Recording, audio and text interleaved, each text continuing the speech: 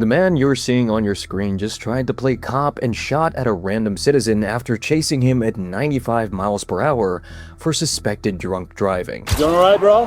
No, I'm terrified. I never had a gun pulled on me before. That was the scariest moment of my life. So we were merging over, I just got off work over at Silver Eagle Refinery, and I had bought my one, I have a Hurricane unopened in there, and he saw me putting it in my cup holder, assumed I was drunk or something, and then was merging like a kid, and then he was like, dude, I'm gonna follow you, and he followed me. Oh, I bombed down the highway. I was bombing like 85, 90, going in and out, and then he caught back up to me. I don't know what exit it was because I was too busy trying to drive, and then right when I took the exit, he popped over, took the exit, and then I tried to flip around at the light.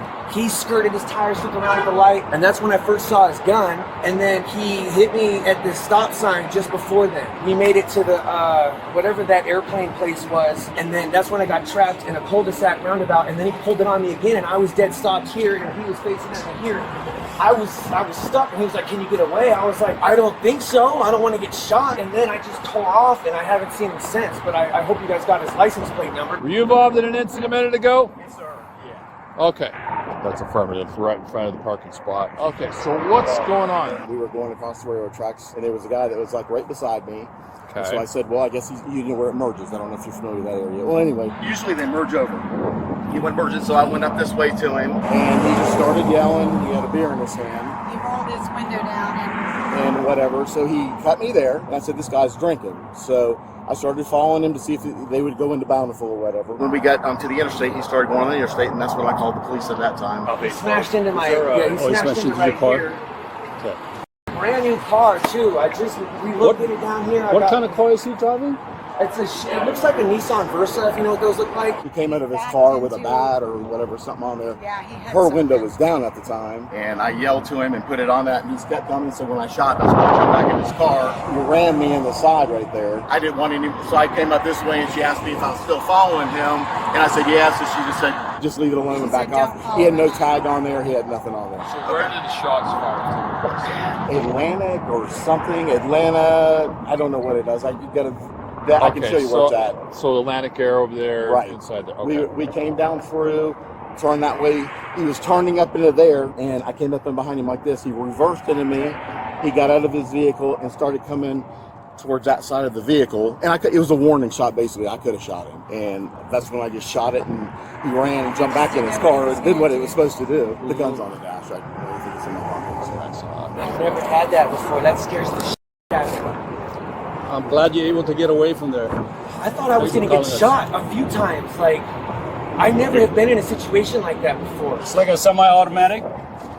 It's definitely a semi-automatic. It's definitely a handgun. So one of us is a side swipe, and So he shot through the windshield.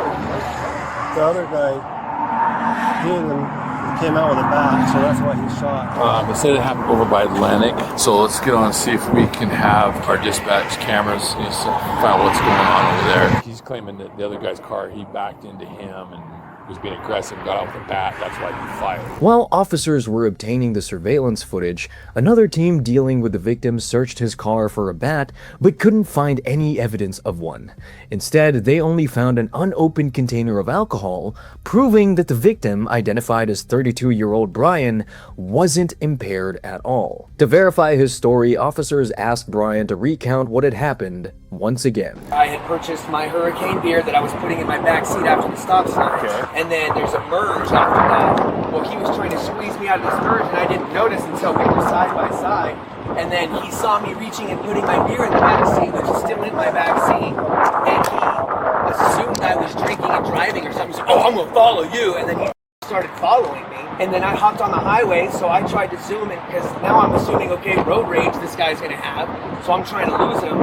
And he's whipping in and out, following me. He's stepping on it. I'm going 90. My end goal was to go to California Avenue to get to my shop to get this gas monitor I need for work tomorrow. He's right on my tail, so I flip around the double solid thinking he's not going to do that. Well, he flipped around and skirted right behind me. The guy on the 911 call operator was getting all better information than I could give you now, because I was terrified at the moment. I'm just blurting off. hey guys, here's the deal. Because clearly there's a bunch of cop cars, and you're not free to just get up and walk away. appreciate you guys starting with the statements. Okay. But what I'm going to do is I'm going to read you your Miranda warning. It's just our part to fill in the blanks.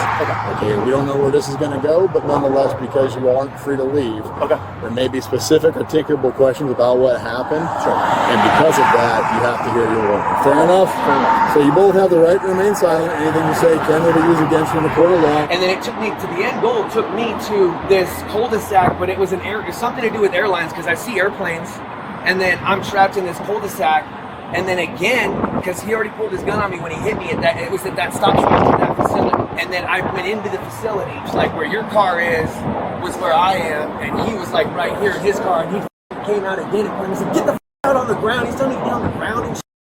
And I'm like, he's not in uniform. I'm not going to listen to this guy. I don't think he's military or a cop.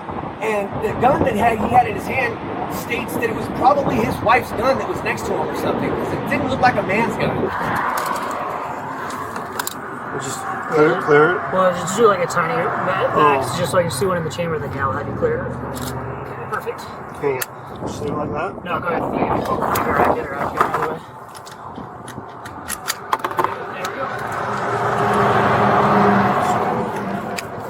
Thank you much. Yeah. And the cop was telling me, "Can you get away from him?" And I was like, if I gas it, I'm coming straight at him and he's gonna shoot me. And then I think is when he realized I was on the phone with the cops, and then he got back in his car and I stomped on it. And then I looked behind his car, and that's when I gave his license plate. At any time during this whole ordeal, did you flash the gun out? No, sir. No, sir. Was you out of your vehicle at any time? No, I was. As he got out of the thing after he fired, he got out of his vehicle. I did not. So the whole time. I was in the vehicle. The only time I got the gun out is when he stopped and he hit me, and because my wife had it in her little. She has a little thing that buckles around her. Okay. I said, "Get out your gun," because I didn't know what he was going to do, and I couldn't get out of there. I didn't know if he had a gun or what. Okay. But he got out of the car. The whole time I did. I was having thrown at me. That's why I got on the phone immediately in Bountiful. And Tyler was talking about the whole situation to him there. Down on like 2600 South up in North Salt Lake, there was no gun. No, sir. I would never show my gun unless I needed to. Okay, so the gun didn't come out until you were in the park. You're exactly right. Yes, no, I would never. If I pull it, it's going to shoot somebody. I would never do that. Okay. Apparently, he told him that I pulled the gun out before him and was pointing at him. I said no. When he hit me, that's when I got the gun. No, that gun was not pulled until. I told him I don't pull a gun out or show anybody unless I'm going to use it, and my life's in danger. The suspect, 57-year-old Peter, was mostly lying about the entire encounter. He had even admitted to shooting at Brian, and police found a bullet hole in his windshield. On top of that, he had completely ignored the dispatcher's requests to stop pursuing the victim's vehicle. Once officers reviewed the surveillance footage, there was no question about who was in the wrong, and there was only one thing left for police to do.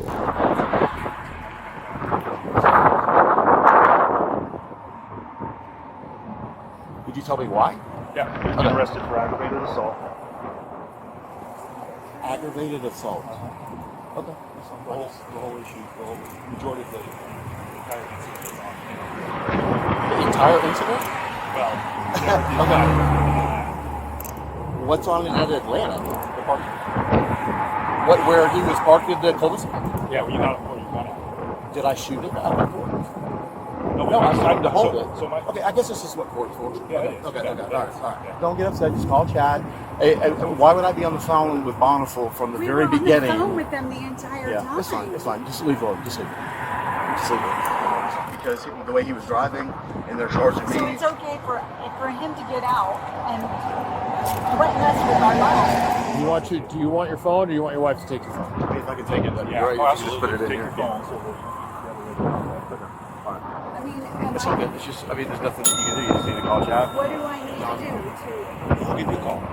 Like I said, do not get upset. You're not I going am to drive. upset. This Okay, is just leave it. wrong. It's fine, it's fine. Okay, he'll give you the address. You just call Chad, and I'll give you a call. So can I go get him? He will call you as soon as they process him through, and then they gets a chance to bail out, he'll give you a call. Peter was charged with felony discharge of a firearm and aggravated assault. His case has not yet reached a final sentencing, but if found guilty, he could face up to 5 years in prison and a temporary revocation of his driver's license. YouTube thinks you'll love the video on screen. Click to watch now.